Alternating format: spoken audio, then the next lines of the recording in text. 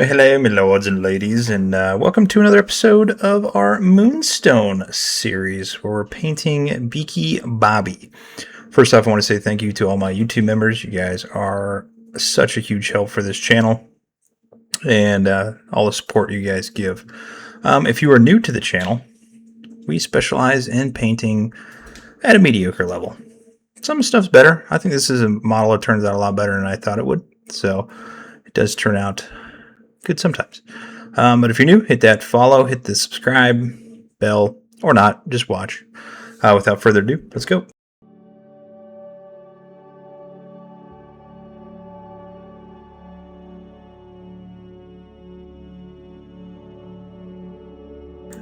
Alright, obviously the first thing I did was I built all of the miniatures, specifically this one. These miniatures are kind of a pain to build, especially put it onto the base. Once I did that, I put some Sterling mud down onto the base, and then I spray painted it in black and then white from above. I think I did a airbrush for this one. I think it turns out better when you airbrush on the primer. Anyways, for the beak, we are going to be doing some Runelord Brass.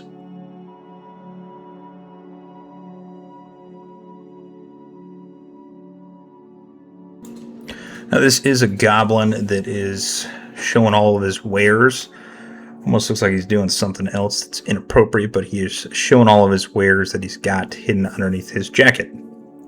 So on all of the skin, so the arms, the legs, the torso, the ears, and the top of the head, we are going to do some Gutrippa Flesh.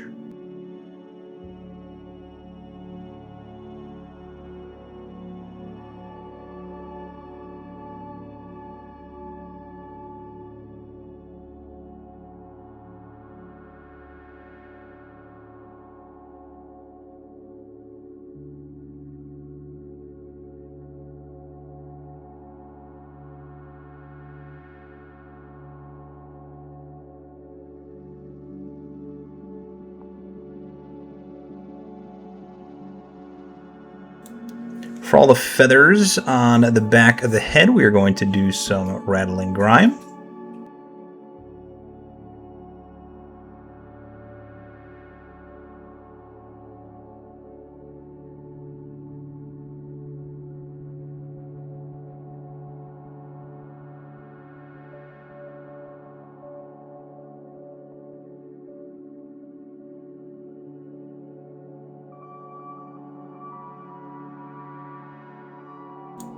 For the leather jacket, obviously we're going to use some Snakebite Leather. Pretty simple. So do the backside and then obviously get the interior of it as well. Just use a smaller brush because you don't want to get it on all the other stuff.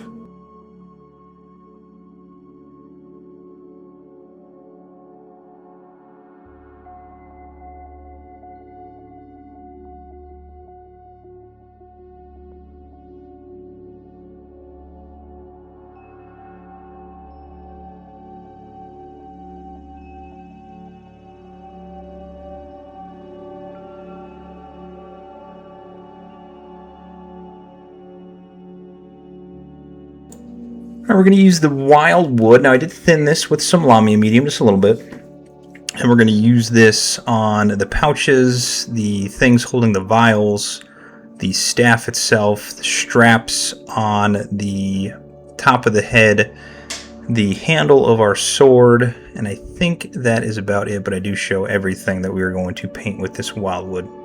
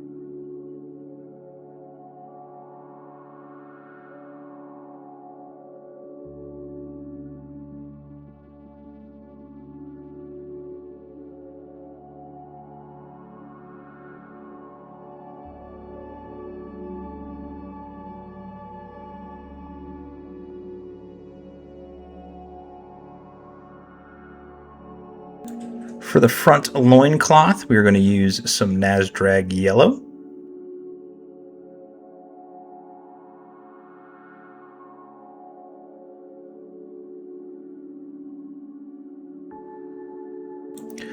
And for the slippers, the cover on the slippers, we're going to be using some Akhelian Green. You can use any kind of turquoise that you got if you don't specifically have this, because we're going to dole it out and try and make it look like the card art.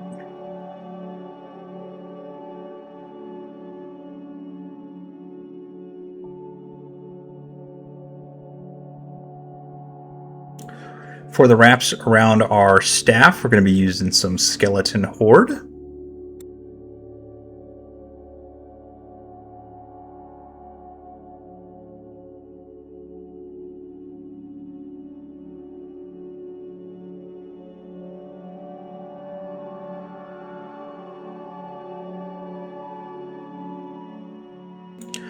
For the right side of the vial, we're going to be using some Striking Scorpion Green, or the Graduated Cylinder, or the Potion, or whatever it is. And there is a lot of base colors, different base colors we're going to use, and the highlight step is not nearly as in-depth as this portion is. For the cylinder on the left side, we're just going to be doing some Dark Angels Green on there. Be careful of the straps that you can see in the middle of it. You do not want to get those, because we're going to paint over those here in a little bit.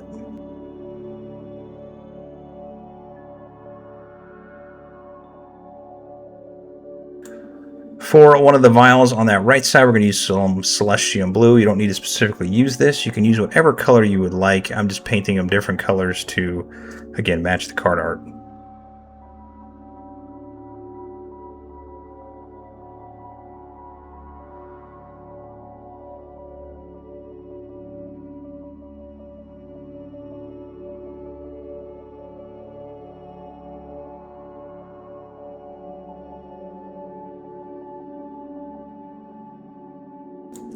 For another vial, we're going to be using some Plaguebearer Flesh. Again, you don't need to use this. You can use it whatever you would like.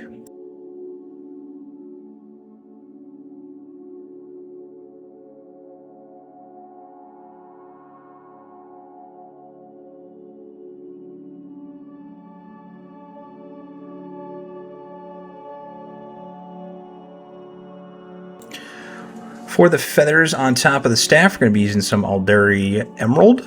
But again, you can use whatever color you would like that's green bluish.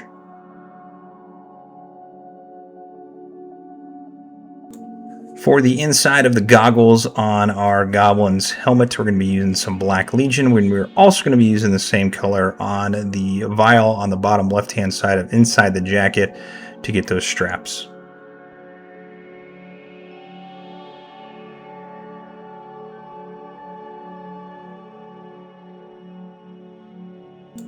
And finally, for our last base color, we're going to be using some Iron Warriors. And we are going to be doing this on the blade itself, along with the staff and the tip of the hilt.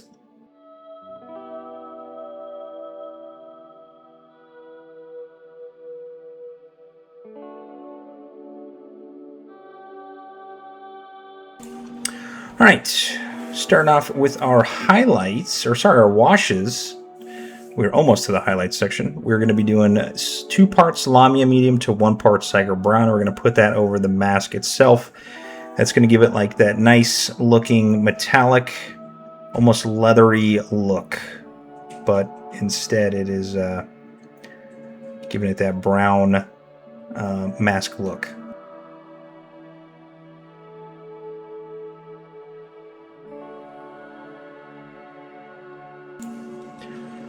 For the goblin skin, we're going to use some Athnian Camoshade. Pretty simple.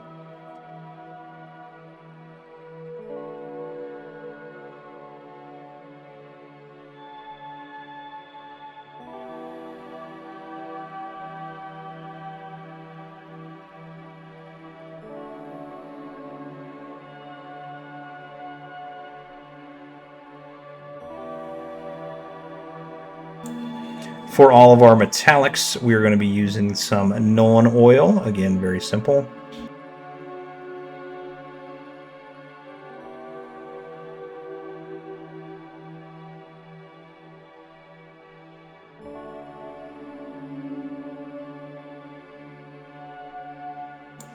And finally, for all of our areas that we went over in the Wyldwood, we're going to use some Agrax Earthshade. So the pouches, the staff, those types of areas.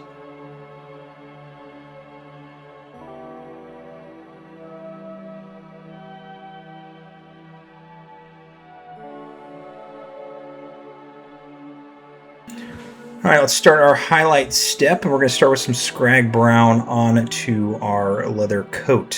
So all I'm doing with the Skrag Brown is doing the raised areas and the edges on the interior and exterior.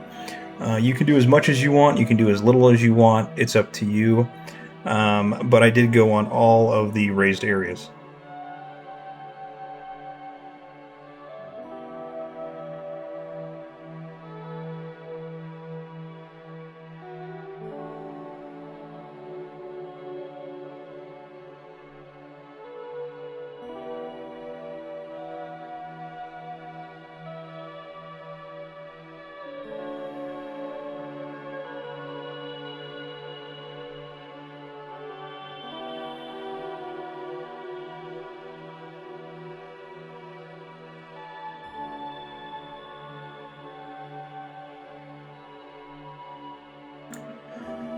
To brighten up those raised areas just a little bit more, I'm doing some Deathclaw Brown, but I'm not doing the entire surface areas I just did. I am only doing over the top of those areas. So again, not going crazy with it, but doing a lot of edge dressing on that and the raised areas as well.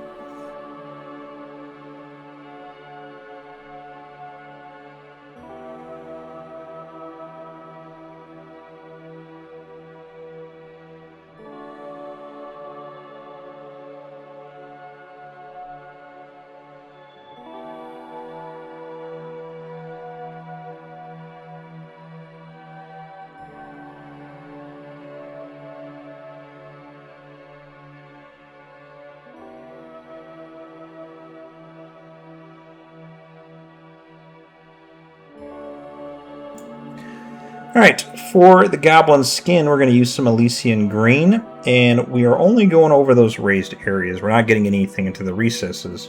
Specifically, we're not getting any into the interior of the ears. We're just doing the edge highlighting on the ears themselves. So we're going to use this on the top of the head. Obviously, all the fingers and hands and arms, just the thighs. We're not getting the backside because we're going to try and keep those dark as if the sun is not hitting those specific areas. We're also going to get the man boobs and the belly and then the sides, of course. And we're just building up those highlights with the Elysian Green.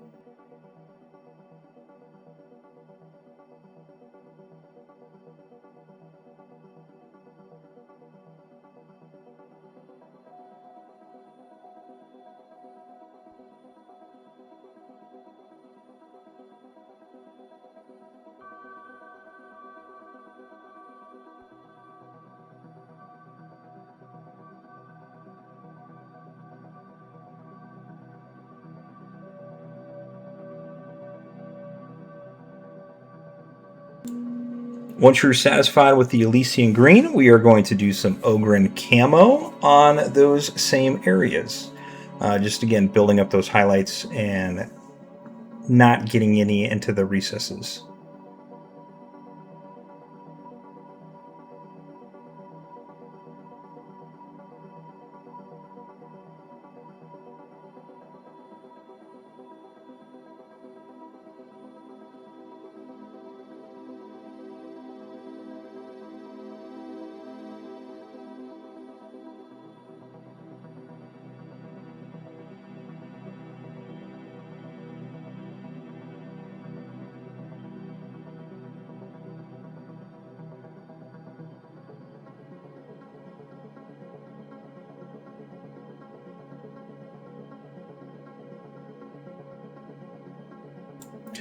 For the feathers, we're just going to do a quick little dry brush of Ushabti Bone or whatever ivory color you do have. You can use Screaming Skull or a gray if you would like as well.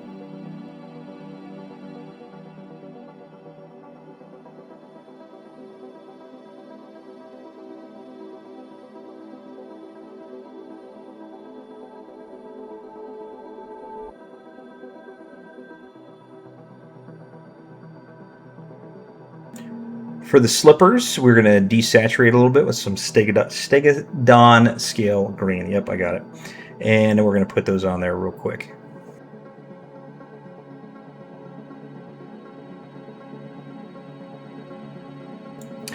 We're going to go back to that Ushabti Bone because I had forgotten. And we are going to do this on to the little straps that we put the Skeleton Horde on.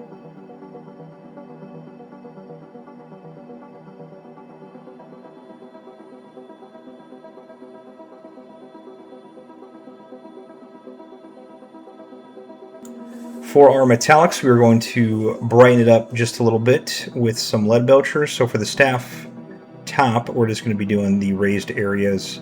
For the sword, we're going to get the sword, obviously, and there's little buttons on the pouches on the inside of the coat. We will get those as well.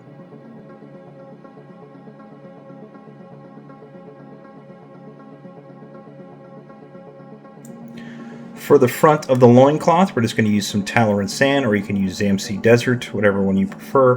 But again, we're just going over those raised areas.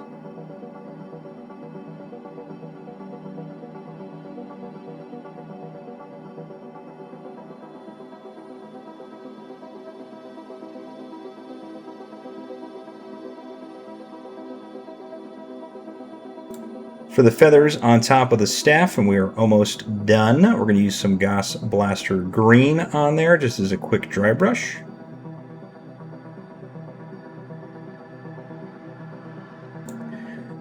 And then for that little circle inside of the staff, we're just going to put some Imperial Fist on there. Don't worry, the metallics will stick through, and that's what you want. Alright, coming down to the wire here, we're going to be using some Aggaros Dunes in that dirt area. Again, pretty simple. Followed by your favorite part of painting the miniature, because it means you're done, is the rim of the base, and we are doing it in Abaddon Black, of course, but you can do it in whatever color you want to keep your army or miniatures at.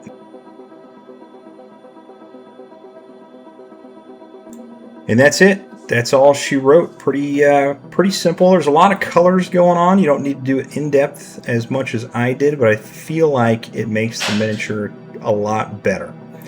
And it turned out actually better than I thought it was going to turn out, with not a ton of work. Those contrast paints work pretty well.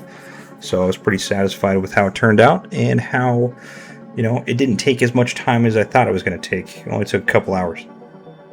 So again, I want to say thank you to all my YouTube members. You guys are absolutely amazing. Every subscriber out there, you guys are awesome.